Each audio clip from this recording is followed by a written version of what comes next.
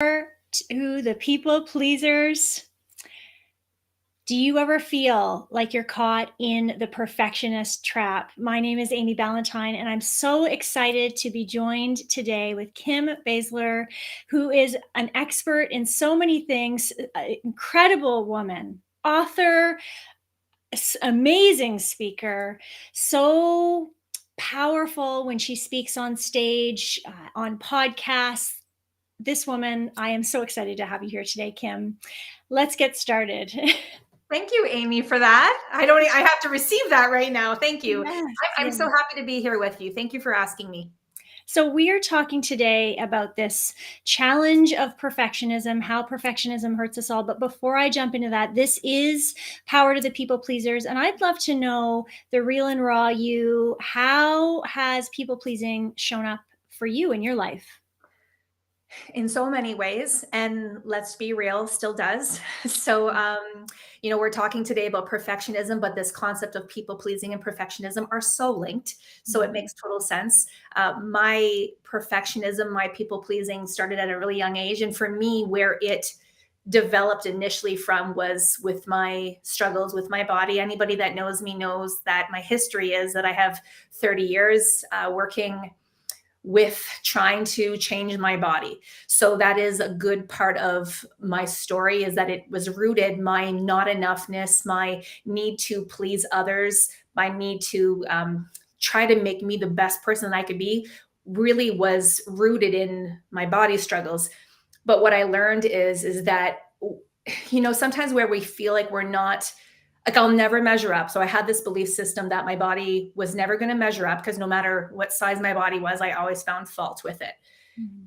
But at the same point in time, then when we have these rooted feelings that we're not enough, that we need to be more, it will then transfer into other areas of our life. And so when I think about perfectionism, of course, it showed up in, what I needed to do, how I needed to eat, what my body needed to look like. Of course, that's a huge part of my story, which I'm sure we'll talk about today and bounce in and out. But it also found its way in my role as a mother, what I felt like I needed to be as a mother, what my home needed to look like, how my kids needed to look.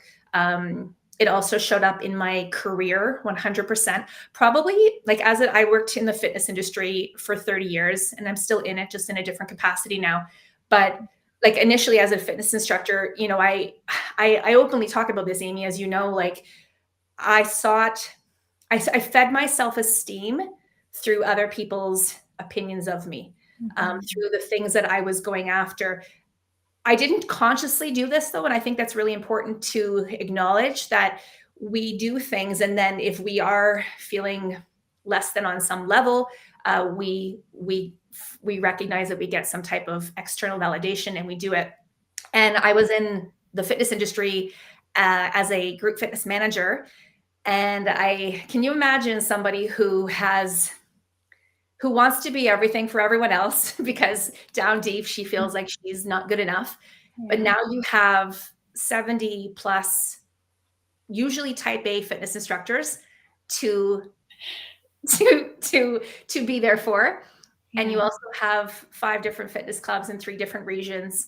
And you also have all of your body struggles and your need to be a perfect wife. Like, for me, that's where my journey took me, and which is a big part of why things had to change for me, because that need to try and please everyone, that need to try and keep up with the identity that I had created for myself, the person who's always there, the person who's always smiling, those pressures got to be really high for me, and my body started to get sick. So that's where it morphed out for me, where it started for me, and how it's transitioned to this point in my life where I am still navigating it, but from a much healthier place and from a place of awareness now, as opposed to letting it rule my life. Yeah. Thank you for sharing that and for being so open with that. So when you were sharing, you talked about having the external validation. And you work with people every single day on trying to heal these challenges, these beliefs, the mindset, all these pieces. What do you coach them around when it comes to that external validation piece? Well, I think that there's a healthy place at times for comparison. I say that because sometimes there's people that are doing what we want to do, or they have the self-esteem and the confidence Mhm. that we admire, which I believe we recognize that in someone because we know it's within us, right? So Mhm. I think that there's a place for healthy comparison, but ultimately when we are doing things that are not in alignment with what our soul's path is, the things that we need to feel true and connected to ourselves, it becomes unhealthy, right? So what I teach Mhm. people, which a lot of it when it comes to our relationships with food, I'll just talk about that for a little bit, is looking at all of the belief systems that we've been taught Yes. about food, right? Like it's Yes. endless. And I think it's so important that we realize that it's constantly changing. It Mhm. not only changes with the times, because of course it's meant to continually press on our insecurities and it's Mhm. meant to make money from us. So we have to Mhm. acknowledge that. But even from one person to the next, like I can go to one session where people are saying you need to eat plant-based, and then I had another person actually remix one of my reels being critical of me because he Mm. says he is a meat-based diet. So you've got one person Mhm. saying plant-based and you got another person saying meat-based. So what I say to people all the time when it comes to our food relationships, the way we move our bodies, the way we take care of ourselves, is that it's really about getting to know you Mhm. and breaking some of those rules and exploring how that feels, because it's not an easy thing to do because we're wrapped up around our conditioning from our parents, what culture teaches us. Yeah. But I believe ultimately it's about taking better care of you, because like as you know, Amy, like the more we take care of ourselves, the happier we are, Yes. the less stress we have, the healthier we are. So it only helps everybody collectively when we do that, but it's not something that we just can switch overnight. That's So right. yeah, yeah. So I'd love to hear from you in your home life. You mentioned perfectionism came up for you in some ways, being the perfect wife, being the perfect mother, Mhm. all these people. For those individuals who listen to this, who are in that place in their life, comparing to what is it, the Joneses, Yeah. keeping up with the Joneses, that's what it is. How how do you think this plays into the legacy that we're teaching to the next generation? It's not helping us. There's an actual expression. I think it's actually in a song that I've used before, that the Joneses can't even keep up with the Joneses anymore. So A real problem. yeah, yeah, it is. You know what? I look at it from the perspective, and I mean, I am a woman, so I'm going to speak from a woman's perspective, but I'm not saying that this is just solely for women, but we have been taught to be a certain way. Like if we look Mhm. at our grandparents, our mothers, us. So I Mhm. have a 19-year-old daughter and I have a son as well. And I believe this message is for both of my children. So it doesn't matter the gender of our children, but if Mhm. we continue to try and live up to these expectations that we ultimately know are not helping us, Mhm. and I really believe we have to be honest about that and what that is doing and impacting. How is it impacting our health? How is it impacting our relationships with other people?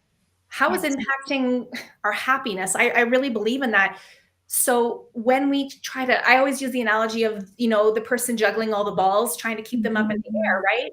Being that super woman who can do it all, have the career, be the mother, make the fresh baked cookies. The pressures, right? Oh! So many. I Yes. want, I say this to my daughter for sure all the time, is that she matters. She Mhm. matters to take care of herself first. Somebody has to break the cycle. Somebody Yes. has to be that one. There's a great expression that says, you need to go first, which means that you're going to potentially deal with other people challenging you or Mhm. questioning why you're being so selfish, Mhm. whatever. But somebody has to break the cycle. Yes. And you know your household, like your household better than I do, better than Amy does. So looking at your household at this current season of life and go, what can we do right now to make things feel happier around here, less stressful, less pressure. Because that can change, right? It can change depending on the seasons of life we're in, the age of our children, the time of the year, but somebody has to do it. So I 100% believe that you have to take that responsibility to explore that. And it doesn't mean like you have to make these big, massive changes overnight and Yes. clear your schedule, but it's about starting to take those steps.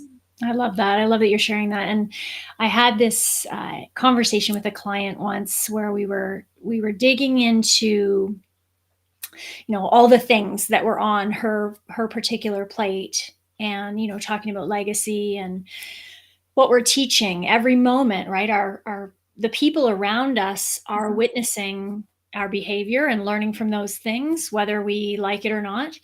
And we were having a discussion about a closet. I mean, let's talk simply here. And that she wanted to get it perfect, right?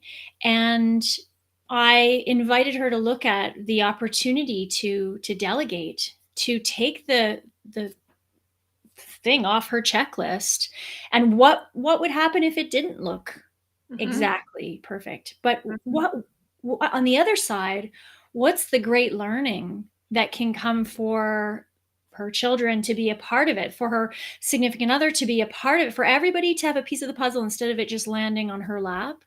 And there's that piece of it's that responsibility I learned. Well, it's my job. Well, is it? Yeah. Is it? Yeah. Yeah. And you know what's coming up for me with that too is because I had a hard time with delegating. Like I was always told as a manager, well, delegate. And I had a hard time with that because I believed it was my role. But if I'm being completely honest, Amy, I also was afraid. I had a deep-rooted feeling of failure. I had a deep-rooted feeling of being needed. So for me to give that control away to somebody else, and then things don't go the way I need them to, expect them to, all of the shoulds that we have operating in our minds, which is a huge piece of perfectionism. When we have these high expectations in ourselves, we push them onto other people. Yes. Right? The sense of control. But I believe, and I love what you just said, that when we give other people the opportunity to take on a role, to learn from themselves, especially our children, because we want them to be self-sufficient. So by us trying to do all the things and make everything perfect so that when somebody opens up, like if you open up my closet door, you're not going to see perfect at all, right? Same. Yeah, we just need more real people. That's what we need. More real people. Yes, there's dust there. Yes, there's dog hair there. Like, let's just be real about it. And as long as it's working for your household, then because people are going to have opinions, right, Amy? They're going to have opinions of us regardless. So yeah. Well, and you know what? I love what you talked about when you brought up the expectation piece. I am a recovering people pleaser. That's part of my excitement about this podcast because it's helping me to step even further into that space of letting go of the external judgment, letting go of that need for approval. And so I'm really aiming to practice what I'm preaching here in, continuing to say no to things that do not feel aligned to me anymore, aren't serving me anymore. And someone actually who I had said no to this project, and a person called me on, well, are you going to do that again? Are you going to help out? And I said no. And I mean, part of this is us educating the expectations of others now, right? Because as we start to make those changes, we have to help communicate what's going on in our minds and our hearts with those around us, because they're not going to know. They're not mind readers, right? no, which is why I believe we have to say it's uncomfortable. It's uncomfortable to hurt someone's feelings. It's uncomfortable to have somebody talk about you behind your back. Nobody wants that. But how come, like I think about this, I was actually just talking with a client this week about a role that they've had for a really, really long time with an organization, and they don't actually want to keep that role anymore. But the fear of going, well, what happens though if the next person doesn't take it on and do it the way I did? So it's like we don't want the role anymore, but we're afraid also to let it go. So it's just navigating all the emotions. Nobody says it's easy. Nobody says it's easy. I love that expression, which I'm sure you've heard before, is if you want something done, ask the busy person, right? The busy person who always has things organized, who always finds time to fit things onto their schedule. But I believe the pandemic has really woken people up. Mhm. I'm not here to talk about the pandemic at all. I just want to say that space to create a quieter life, that space to say, I have Yes. nowhere I need to rush off to. People yearned for that feeling. Like Mhm. they want that feeling, that busy hustle. People are tired. People Yeah. are tired. So these are some of the gifts that came from that Mhm. so that we can navigate it. But I fully agree with you. Like if we don't talk about it, even you doing this podcast, I started my own as well. Yes. Let's talk about the discomfort. Let's talk about the discomfort of that. And here we are live. Like we can't edit Mhm. this, right? Like we are That's right. live. But this is what I how great that we can meet ourselves like that, right? And be willing to Mhm. say, you know what? I'm showing up here. I'm doing my best. I'm trusting my voice. Uh, I'm I'm I'm I'm being here. fumbling a little bit, but that's okay because I'm here. Yeah, we fumble our way through lives. All of us do it. It's just that some of Yeah. us are more honest about it than others. That's right. That's right. Mhm. So I would love, to hear from you. We heard some words around worthiness, self-love. What are some strategies that you share that you'd like to share with the listeners today to help us shift away from that perfectionism and move towards really connecting with the authentic self, the full human that we are? Well, that's a beautiful question. I think what we ultimately have to do at the beginning, especially those of us, I just did a post on this week, those of us that have spent so much of our lives maybe not even being our authentic self, being the daughter, being the wife, being the mother. And so, as we have stayed in those roles for a really, really long time, not even noticed what our needs are, that's where it starts because sometimes people don't even know, like, I don't even know who I am anymore. I hear this a lot and I Yeah. relate to it. So, spending time with yourself is super important. I'm a big one for being out in nature, quieting the noise around us, and really starting to look at your belief systems. Like before we talk about our belief systems, I think it's about recognizing, like asking yourself honestly, actually, and it's Jenna Kutcher's book, like, how am I really? Am I really doing okay? Be honest with yourself about that. Because trust me, if you think you're hiding it from people, you're You're not. not. You're not, right? Yeah. Or your energy will drastically change. So start to pay attention Mhm. to that and kind of look at, like, when we think of health, which I know you're a health coach as well, like health and wellness, there's so many areas that we can start to explore being more authentic. And Mhm. I just want to do a little quick reference because I'm reading The Myth of Normal right now with Okay. Dr. Gabor Mate, and he talks about that, like even noticing where you're not being authentic and Yes. not being true to yourself is being authentic. So start to notice where you're not saying no, okay, but Yeah. you really want to. Start to pay attention to those things. Start to pay attention to where you're not using your voice, where you're suppressing your emotions, where you're not being who you really know you are, and showing that side of yourself a little bit more. Maybe with those, it starts with one person, right? It starts with somebody that Yes. you can trust and be able to start to explore some of those things, because it's not a journey where we are going to just, like, I'm 5.5 years into this now for me, 6 years for me of exploring who I am, and it changes. And Yes. we're not the same, like our needs change. We'll go back into places where we are hiding ourselves a bit more. Mhm. It's about exploring that with yourself. Start to test the water. Start to test the water. Put one foot in and explore it and see. Say no to something. I just said this to a client today. Like, you don't have to say no to like these big grandiose things. It could be something small, or Yes. it could be like, you know what? You always go to that Chinese restaurant on Friday nights with your husband because you know that that's what he wants to do. But secretly, all along, you're so tired of Chinese food, right? Yes. So, where can you say, you know what? Can we do something different? Can we watch a different television show? It's those things that you start to explore who you are and Mhm. start to take back your needs and your power ultimately. I love that.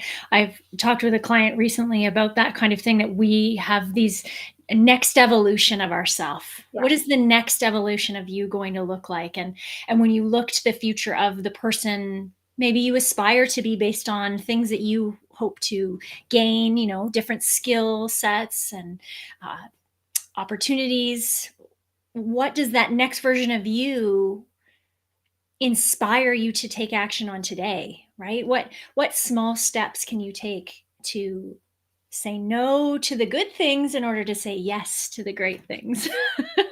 Yeah, and when you start to do that, like, again, like, I look at this chapter of my life, like, because so much of my life was around my body and based around all of that, now that I've been able to release a lot of that and be able to find my own freedom within it, it opens me up to whole new things, and Yeah. so now I get to explore that next chapter, that next season.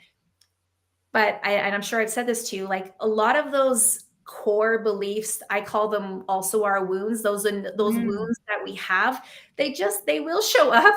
But yeah. what happens is we don't stay in them for so long, and we can start to notice, you walk away and you're like, "You know what? I just said yes to that. I don't wanna do it.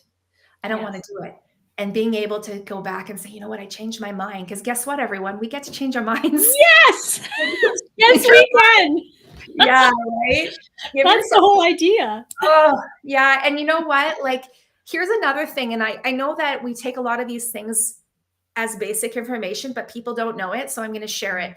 You do not need to give somebody an answer right away when somebody asks something of you, okay? So the people pleaser will naturally say yes because we don't know how to say no. Mhm. Giving yourself that space, and it can simply be as simple as, "You know what? Thank you for asking me, but I Mhm. need to think on it." That's a great place to start. Give Yes. yourself that space, step away from it, and really look at it. That's how we start to navigate this for all of us people pleasers out there. That's right. One step at a time. I love it. So, as we're wrapping up here today, Kim, I love what we've been discussing today. Is there anything else that you would like to share on this topic of perfectionism, perhaps how it relates to the work you do? Is there anything else you'd like to share? Well, I'll just say that first of all, there is no such thing as perfect. So Mhm. when you are striving, like I can talk about this from many angles, but this all or nothing principle that Yeah. does hold us back in our lives, that is what holds us back. So if we can allow ourselves to know that there is no such thing as perfect, because the perfectionism quest is what causes us not to take action at all. Like, that's what procrastination is, right? Is when we are afraid to fail at something so that we do nothing at all. So Mhm. what I would say to people is when it comes to something that you're working on that you want to get better at, just take those small steps, as Amy just mentioned. When it comes to nutrition, I have to put this in here. When it comes to how we feed ourselves and how we take care of ourselves, there is no best way, there's only your way. And Yes. especially, right?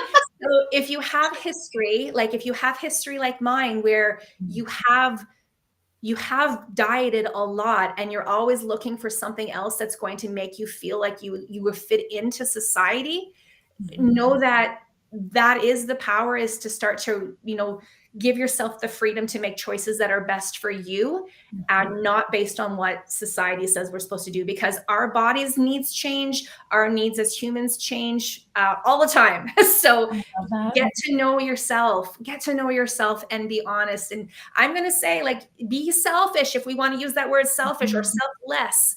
But I can Mhm. tell you, I'm just going to finish with this, Amy. Like, I am I talk about my body a lot because my body has changed dramatically, and so people are afraid of changing their diets, getting some freedom back in them because they're afraid. But honestly, you have to know yourself, and I am in the most happiest place. Do I still have challenges? Yes, I do. But I'm in the healthiest place, and the people in my home are now getting a happier, more loving mother because of I love this that. this quest of perfectionism. It is much softer now. So that's where I just say, just start. If any of this resonates with you, just know that you can change. You can take a different path. Yes, I love that. And you gave me goosebumps. So Thank you for this real conversation today. I know that the people listening will want to connect with you. What's the best way for them to do that, Kim? Yeah, I mean, I'm very social on socials. So Instagram Mhm. and Facebook. Obviously, my website's there. Amy just put that up there. There's my Instagram. So I'm a very transparent person. I'm very heart centered. So you're going to get to know the real me. So if you're like, yeah, so check me out on social there. And of course, know that I am available for conversation. If you want to explore any of this with me, I want to thank you, Amy, as well for bringing me on here and understanding my approach. This is what it's about. This is about supporting one another and ultimately letting people find what health looks like for them. Yes, I love that. And for those who are listening to the podcast, all the links will be in the description, so you can definitely connect with Kim. And I believe you wanted to let people know about a free guide that you have as well. Yeah, so this beginning journey of being able to find some more kindness towards ourselves, kindness towards our bodies, I have given you an opportunity to get a download for that link. They're great steps that you can start to take. And remember, as we've said today in this podcast, it's about taking one step at a time. Let's not try and do everything all at once. Start with one step, which helps to build up that consistency and that worth in you and that value within yourself. So please download that guide from me. And I look forward to connecting more on whatever that level that looks like. So thank you so much. Awesome. Thank you so much, Kim. And thank you to everyone who has tuned in to listen to this. Stay tuned for the next episode of Power to the People Pleasers for empowerment and great wisdom from all these wonderful, wonderful people I've been chatting with. Until next time, have a great day. Thank you.